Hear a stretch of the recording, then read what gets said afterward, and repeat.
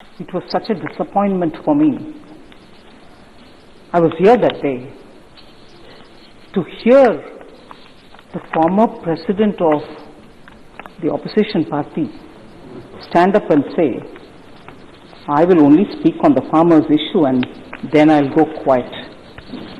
Honorable Speaker, sir, because there was a lot of demand and you gently reminded, saying there is this budget discussion now and that we should discuss the budget. And the member had said, farm bills are also part of the budget and I'm laying the foundation and therefore I'm speaking about it. And therefore I'll please respond, sir. I'm sure you will help me. Sir, when the foundation was being laid for the budget speech, which never happened, on the matters raised during that laying of the foundation, there are some things which I want to ask. 10 विषय के ऊपर में मेरा expectation आपके सामने रखना चाह रही हूं सर, जिसको कभी ना कभी कांग्रेस पार्टी की तरफ से जवाब देना ही पड़ेगा। सर, खड़े होकर के जब फाउंडेशन ले कर रहे थे बजट स्पीच का, जो बजट स्पीच नहीं हुआ उसका फाउंडेशन ले करते हुए फर्स्ट इशू मेरा एक्सपेक्टेशन था, बजट में चर्चा करने से पहले फार्म लॉस के ऊपर ये बात बोलेंगे, ये स्पष्टीकरण देंगे कि क्यों कांग्रेस पार्टी की पोजीशन यू टर्न लिया। पहले तो इसका समर्थन देते थे, अभी क्यों बदला, वो पहला है। सेकंड,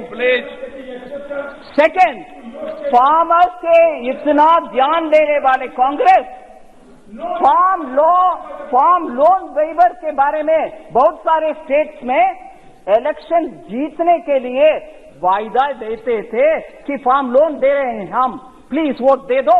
जनता भी भरोसा रख करके वोट दिलाए, मगर मध्य प्रदेश में उसका इम्प्लीमेंटेशन नहीं हुआ।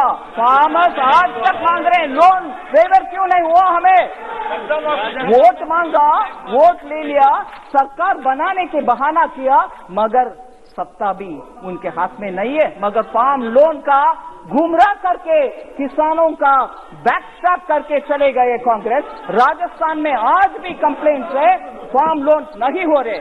सर, मेरा एक्सपेक्टेशन ये था, जब वरिष्ठ नेता उठ करके भाषण देने से पहले फाउंडेशन ले कर रहे थे, कम से कम ये मानेंगे कि कर्जा माफी क्यों नहीं हुआ, उसको बयान देंगे, नहीं दिया।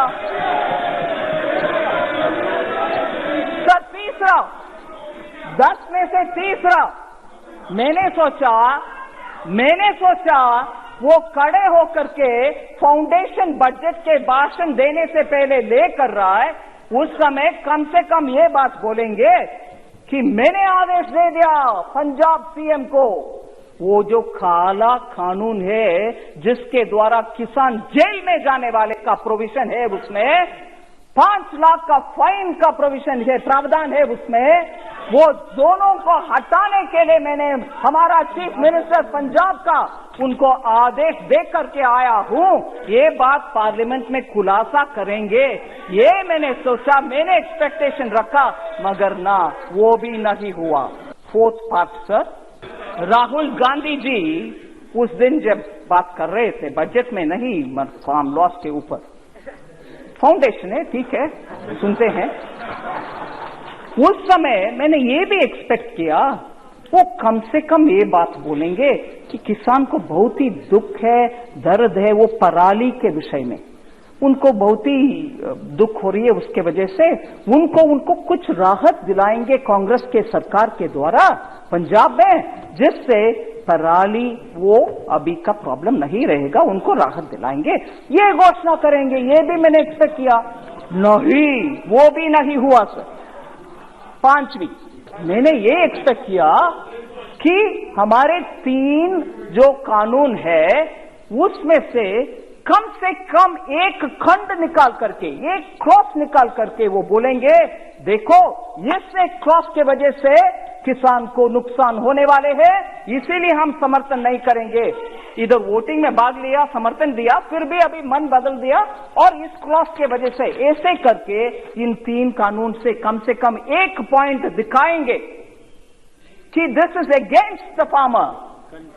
मैंने सोचा, मैं एक्सपेक्ट किया वो कम से कम वो बात बोलेंगे फाउंडेशन ले करने के समय, नहीं वो भी नहीं हुआ।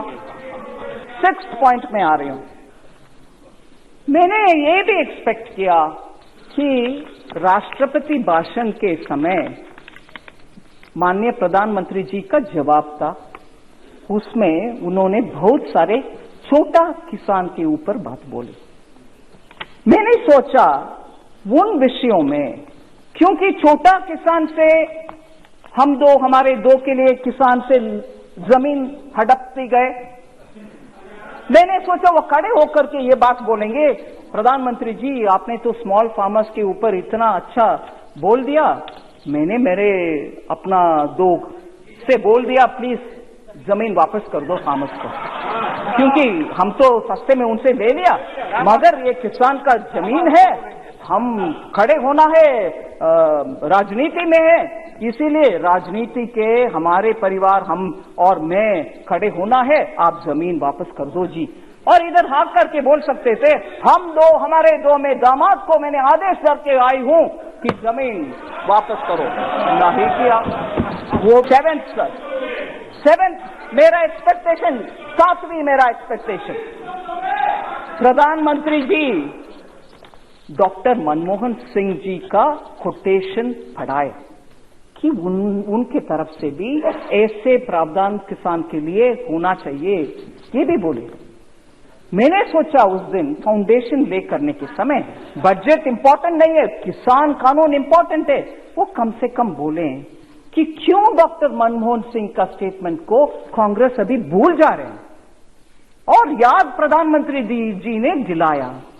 मैंने सोचा कम से कम वो मानेंगे, हाँ हमारे डॉक्टर मनमोहन सिंह ने ऐसे बात किया है, I have to respect, we will respect now, we won't dishonour doctor Manmohan Singh, ये कहेंगे, ऐसे मैंने एक्सपेक्टेशन रखा, मगर वो भी नहीं हुआ। मेरा 8th एक्सपेक्टेशन, मैंने सोचा चर्चा के समय, बजट के चर्चा के समय, क्योंकि किसान कानून बजट में भाग हो सकता है, इसीलिए बहुत सारे मेंबर्स ने ये प्रश्न उठाया। मुझे याद है मैं सुनी कि एपीएमसी देश भर में कहीं ये तीनों कानून आने के बाद बंद हुआ है क्या? कहीं बंद नहीं हुआ। मैं मेरा एक्सपेक्टेशन के साथ अभी प्रश्न भी पूछ रही हूं, prove even if 1 APMC Mandi was shut, not one was shut, but you are standing up and speaking। ऊपर से बजट में प्रावधान किया गया है that 30,000 crores which will be collected through that agricultural development infrastructure set will be actually be going to the state so that APMC infrastructure can be improved। हम ऊपर से फंड भी दे रहे हैं स्टेट्स को APMC का इंफ्रास्ट्रक्चर बढ़ाने के लिए, ये भी नहीं बोला। सर 9th पॉइंट, ये मेरा प्रश्न है, एक्सपेक्टेशन था मगर अभी प्रश्न है, वो क्यों, why does he choose to insult constitutional authorities? Why does he choose to insult constitutional authorities? क्योंकि उस दिन इधर सम्मान्य स्पीकर साहब को इंसल्ट हुआ, उनके बड़प्पन है, उन्होंने जस्ट आप लोग ने मुझे चुनकर इधर बिठाया, इसलिए please house should go as per the rules of this house, ऐसे करके बात छोड़ दिया। मगर इधर इंसल्ट, इससे पहले डॉक्टर मनमोहन सिंह का इंसल्ट वो कानून के ऊपर, उससे पहले डॉक्टर मनमोहन सिंह विदेश में जब प्रधानमंत्री के नाते गए थे, उस समय उनके द्वारा पास किए गया ऑर्डिनेंस को फाड़ करके फेंका कूड़े में। Why does he choose to insult? And राष्ट्रपति के अभिभाषण के बाद चर्चा जो हाउस में होता है, वो खत्म होने के बाद भी उसी विषय के ऊपर चर्चा करना और उसी विषय को कुछ बहाने बात बोलते रहना, continuously insulting constitutionally elected authorities, राष्ट्रपति हो, प्रधानमंत्री हो, सबके प्रधानमंत्री हो, आपके प्रधानमंत्री हो, कंटिन्यूअसली इंसल्टिंग। मेरा 10th point, sir, continuously fake narratives create करते रहे। अरे रे कोविड आ गया, पूरे भारत नुकसान में चले जाएगा, अरे रे इतने सारे लोग मर जाएंगे। मेरे पास पूरे कोटेशन है, समय समय पर जो हमारे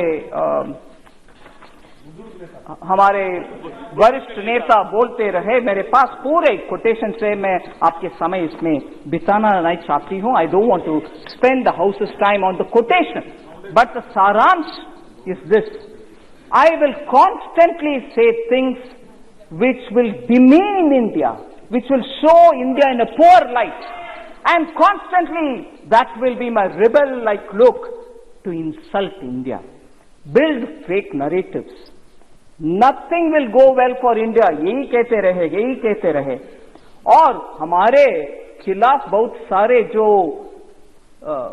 kind of mischiefs, I'm using a lighter word, करने वाले देश के साथ पार्टी की ओर से, सरकार MOU नहीं, सरकार MOU नहीं, पार्टी टू पार्टी MOU करके, जब देश का कुछ बॉर्डर में क्राइसिस होता है तब हमसे ना बात करते हुए, सरकार से, हम छोड़ो, सरकार से ना बात करते हुए उनके दूतावास से बात करके क्या हो रही है बॉर्डर में करने वाले और कभी भी भारत देश का भरोसा ना करते हुए बाकी सबको भरोसा करने वाले, और joining the breaking India fringe group, एक वरिष्ठ पार्टी के नेता एक फ्रिंज ग्रुप के साथ ही बार बार पॉलिटिक्स करना और भयंकर abuse, total unacceptable terminology for constitutionally elected heads उपयोग करते रहना और सुप्रीम कोर्ट के द्वारा कटाक्ष होने के बाद अपोलोजाइज करना, मगर दोबारा वही साइकिल में अब्यूज करो, अपोलोजाइज करो, यही रास्ते पे चलना, डिस्ट्रक्टिव पॉलिसीज करना। I'm very scared to think probably he is becoming the doomsday man for India. और